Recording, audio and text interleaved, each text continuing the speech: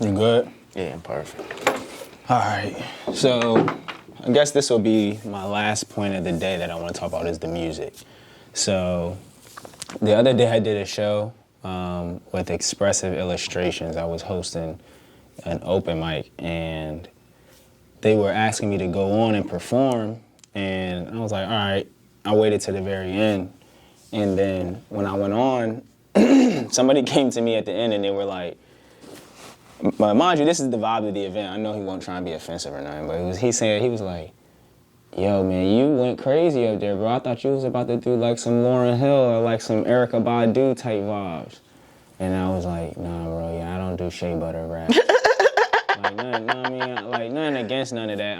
I love both of those artists, and I love to be, acquainted with more healthy and like consistently well-developed vibrational music. I ain't tripping, but I'm saying like, I'm inspired by, I'm a Gemini, so like my whole energy with music is like inspired by, Tupac and Kanye West.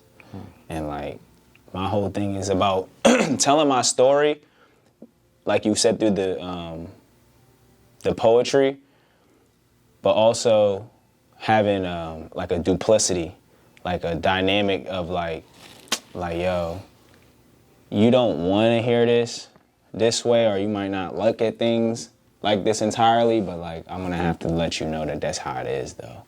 So that's the process of my music, and like you said, it started for me a lot around the pain that I went through, and then once I started learning how to make songs, it would be funner. It was a lot more exciting to be able to create moments that I call it being a math magician, where it's like I can create moments within unseen space. So it's like if some things that can make you dance, things that can make you think, things that can make you want to love somebody, like I'm trying to tap you into a frequency.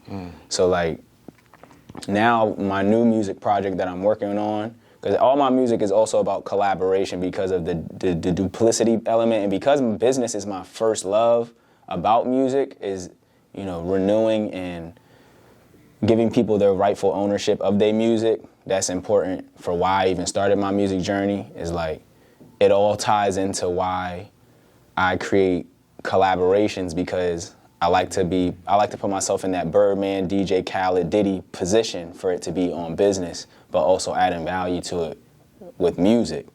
And then, so my next project, I want to like continue to just expand my palette of what genres I do, and what, because now that I know how to make songs, it's like, all right, let's do some rock and roll, let's do some ballads, let's do some singing, let's really just genre bend this genre real crazy, because it's like where I'm from, we don't listen to that, but like the way I grew up, right? Like before even I was outside, I was riding around listening to Mariah Carey, you know what I mean? Right. Alicia Keys, you know what I mean? Led Zeppelin, like my people was listening to, you know what I mean? The Isley Brothers, like I got a whole musical world that I came from, and it's like, what's the thing that like make you love doing music, or like how's your musical process?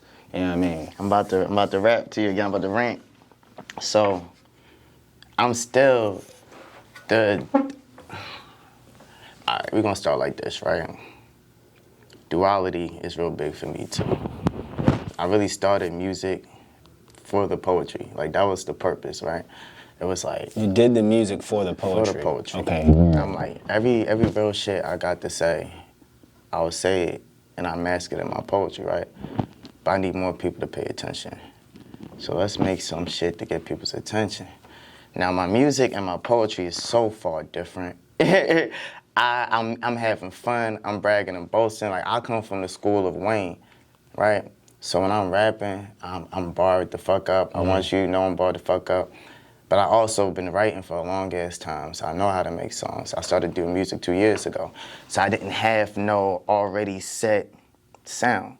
To the point when I first started, I had a couple like producers, engineers, shout out DJ Dilemma, because he also helped me really kind of start learning how to rap, and Dave Lee actually showed me how to rap, but they was like, well, what's your sound? Because I would come with techno house beat, body that shit, regular trap beat, Shea Butter Rap, as you said. But to me, I'm just having fun writing and making noise. Like, I'm feel like a kid, like, again, like, it was just new, woo, woo, woo, woo.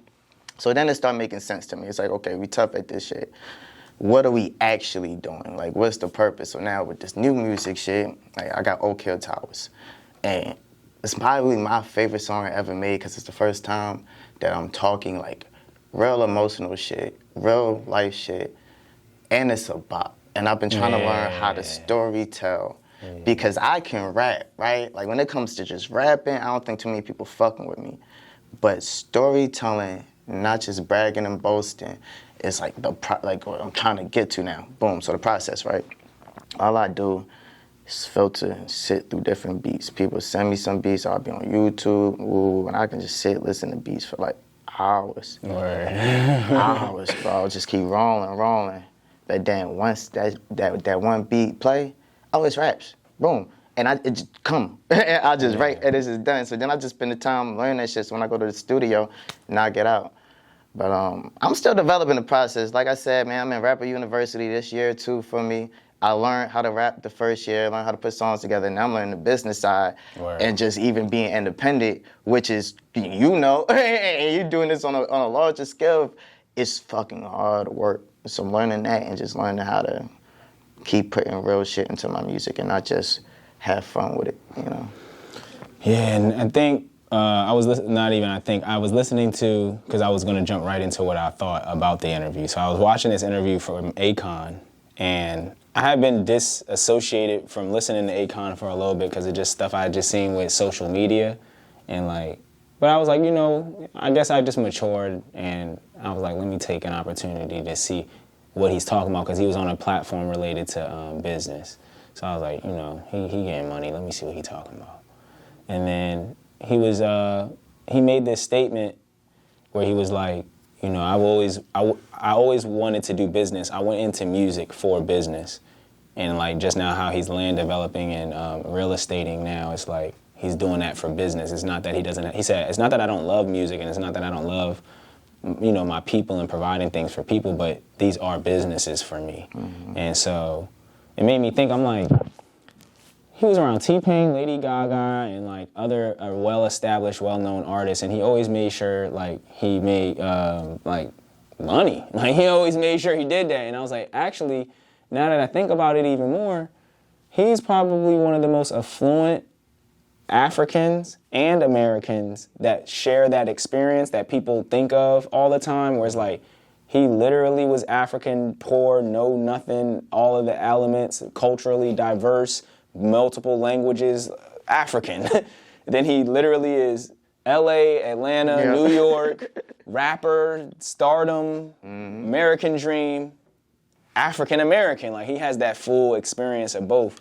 So I was like, wow, like we have to take time to really like be like grateful for what music can do for us. Exactly. You know what I mean? Because like this guy is developing a city because people are attracted to his ability to, like you said, garner attention from the music side of him. He said it on the interview. He's like, yeah, I know they just working with me because I'm the boy who can get your shit seen because I'm Akon. Like, you know what I mean? Like, so it's like that's like a very important topic I want to open up, is like, it's the music business. Yes. So it's like, and this is his words, it's like, when you do the music, it's business.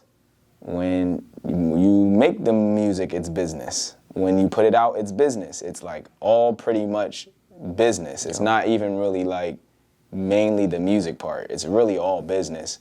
So if you make music really well, and they had a really poor example on, I'm gonna tie all of this up, it's like, they were like, obviously Drake is good at music and business, right? He's the person.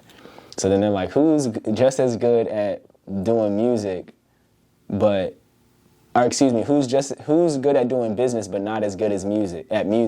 And then they said J. Cole, and I said, all right, we gotta slow this conversation down. They did the same thing. They were like, wait, no, let's not. But I'm like, it's recorded now. You already did it. And I'm like, damn, it's like it's gotta suck that he always gets dragged into those conversations. Why him? They don't know how to deal with J. Cole. Yo, it's like, why he of all people? Then they got to Waka Flocka. I'm like, well, y'all didn't come to that first.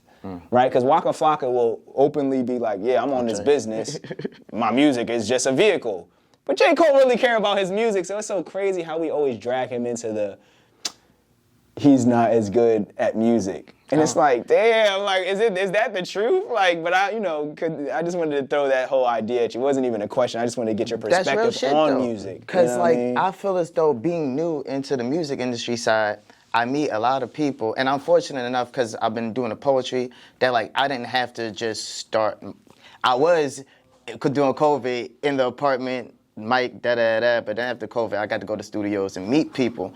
I meet a lot of people who've been doing music 10 years, 15 years, 20 years, woo-woo. And it's like, it's a passion for them. They love it, like it's their life. Mind you, I wake up because I do music now. Like that motivates to make up. I understand that part. But I always had a means to the end. To me, music was like attention. So it's like, all right, what's fire right now? How do I make it my way? I don't mind adjusting my sound, writing to something, trying new shit, throwing it out. It can be trash. I don't give a fuck because I'm not connected to that. I haven't put 10 years in. I haven't blood. I haven't fucking, like, you know what I mean? But then I talk to them and they get frustrated because like I don't have this, I don't have that. I put that time in and I'm like, bro, you was just doing the same shit for 10 years. Yeah, absolutely. So putting that time in don't really mean nothing. Yeah. You it's just like lifting 50 pounds on the joint every time. You gotta at least go to 70. You gotta wow, and to do that, you have to have the understanding that it is a business. Yeah. So it's not going to be how I want it to be the whole time. It's not going to be my way the whole time. My way is going to eventually, it's going to end my way. Yeah, but it's going to end my way. It's probably some things my God want me to learn and see. So I got to adjust. I got to let go. And that's how it's a music business, man. I got to market myself. I got to carry myself. It's to the point now, even when I'm outside, bro, I don't really have as much fun as I want to have. I was like, I used to be wild. I used to be draw. I used to be lit. Because I see eyes, you know what I mean? I see cameras, you know what I mean? I see people. Even if I'm minding my own business in my bag, I didn't see people minding my business. And it's like, that's all part of the business. The songwriting, when we first get that wave and every artist, like, you know, when that shit just jump into you and you know, that's the only bit of art.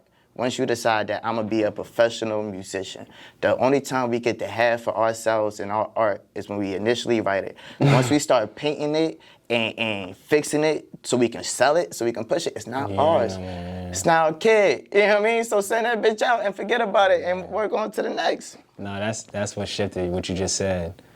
I learned that early was like, when you make it, it's yours, it's art, it's beautiful.